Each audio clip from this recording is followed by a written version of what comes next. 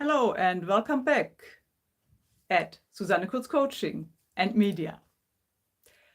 And a warm welcome to all our new subscribers. I'm happy that you are here, and so I thought that I'll share today a little live video with one easy technique that I'm using to get into a better mood fast at the start of the day when I don't feel quite like, I'm in the right mood to start out and have a good energy. And I don't feel like getting up or anything like that, which often happens at the start of the day for me because I'm slow at the start of the day, getting into my energy and getting moving.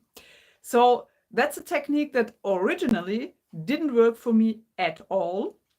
But all the coaches I have followed and I have listened to and I have read always insisted that this is an important technique. You absolutely should do that. And it has so many great effects also on your physiology. I think it generates oxytocin and whatever. So it's also good for your health, and you definitely should do that. It's so powerful. Don't skip over that. Try again if you tried before and it didn't work. So I tried again and again and again. And at some point I figured out 3 hacks that made it work for me. And if you have been following any other channels that are similar to mine, you probably have come across it before. And if it hasn't worked for you, please don't switch off when I mention it. Stay here because I'm going to share my hacks that made it work for me, that I needed to make it work for me. And maybe if you're a bit similar to me, that may work for you too. Okay, the technique or the exercise I'm going to talk about is gratitude. Okay, so the technique or exercise of gratitude essentially consists in thinking of things that you are grateful for, and then you're going to shift your feeling state, your emotions, your energy, and all that. Well, this didn't work for me at all at the beginning. And I found out that one big reason for that was that for some reason, and I don't really know why, I couldn't connect this concept of gratitude to any emotion. It was just kind of blank. I couldn't make a connection to my emotions when I heard the concept or thought about the concept of gratitude. And I haven't explored why that is, but I found out that it works for me if I simply switch that from the term and the concept of gratitude to the concept of appreciation and joy about something and love for something or somebody, obviously. So when I think about things that I appreciate in my life, I appreciate to have them in my life, or I feel joy about them being in my life, or enthusiasm or love for them, goes for people, goes for things, then that is, I think, the emotional address that I'm aiming for, and I should be aiming for when we're talking about gratitude. So the first thing was shifting the concept for me to make it fit emotional states that I associate with what most people seem to be talking about when they are talking about the feeling of gratitude. So that's my first hack.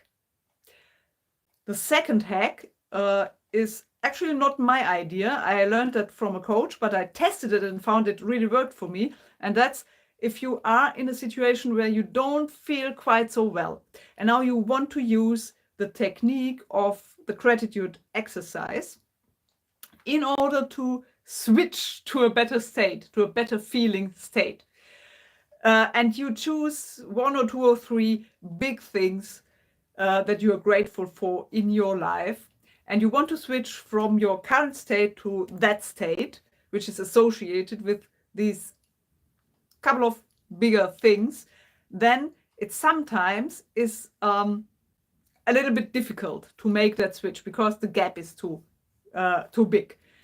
But what I have found that really works well for me, and that's the second hack, is to start with tiny little everyday things in my life that I appreciate, that I'm happy to have. Like in winter, it's heating, it's warm, electricity that gives me light, for example, now, later in the day.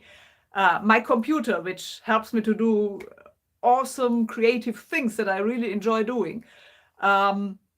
Having a nice home, having running water from the tap, not having to wash my clothes by hand, or whatever else it is that you have of convenient things in your life. Some may apply for you, some won't apply for you. So little tiny things, and you just keep going and keep thinking of them one after the other until you feel that your feeling state has switched. You are in a better emotional state, you are feeling better. And I found that at around 10 to 15 things, that works for me mostly. I mean, if you are really in a bad emotional state, it might still not work. But if you're kind of in a meh and doesn't feel really good today, and in a state like that, then it definitely should work. And I would say just keep going. My advice would be just keep going with one thing after the other until you feel the switch. And it actually, if you go for 10 or 15 or even 20 things, it doesn't take too long until you are there. So that's the second hack. And now the third hack is, you may have heard that most people say you should write things down that you feel grateful for. And ideally, you should do that every single day. For example, a really good advice actually is to write them down in the evening. Then first thing in the morning, you read them. And that's all fine and well. And that has really good reasons. There is research about learning and learning styles and how we are learning. And that says, first of all, when you write something down, it's easier for you to focus on it, not get distracted. The other thing is it imprints itself more in your mind and all that. So really good, ideas, really, really good research on that, really good advice, all fine and well. But for me, it doesn't really work well when I'm writing things down.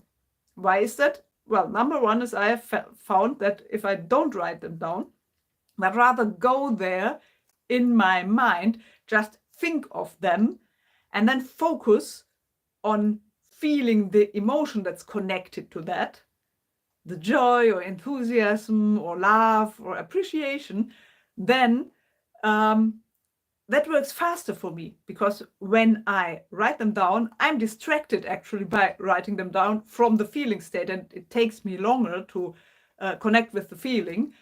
And so that means it is more powerful. It works better for me if I don't write them down, but just think of the things I'm grateful for. And it also is faster. So it takes less time. And that means, obviously, there's less resistance to even starting doing it, because the longer something takes, the more resistance we usually have to do that. And now the other thing is, if I also go about it by, I want to do that every day consistently, and I have to write it down, it very quickly turns into kind of a chore, a task, a tedious task that I don't really want to do, but I have to check off my to-do checklist, and that also creates resistance and is a guarantee to not actually getting to do it really consistently and often. So that's my 3 hacks that made gratitude actually an easy to use and effective technique that I can switch my mood and my state, my emotional state, from not so good to much better in very little time. It's only one of several techniques, but I needed these 3 hacks. Number 1, changing the concept from gratitude, which is kind of emotionally blank for me, to appreciation, joy about something, love for something, enthusiasm about something. Number 2 was to go in small steps and think of tiny everyday things that I really appreciate having in my life, and to just list them and pile them up one after the other for 10, 15, 20 things until I feel a switch in my emotional state. And the 3rd hack was that for me personally, it works better if I don't write it down, but just go through it in my mind, just think of the things and focus on the feeling, the emotion that comes with that. So that works more effectively and faster for me and doesn't make it feel like a chore. So that's my 3 hacks. And obviously it's not the only technique I'm using, but I'm using this very consistently, pretty much every day, even before I even get up. So I'm in a good mood and in a good energy and have a good start to my day, so to speak. And I have more techniques that I'm using and I will share them at some point here, but just thought I'd start with this one because it's very common and very, people know about it.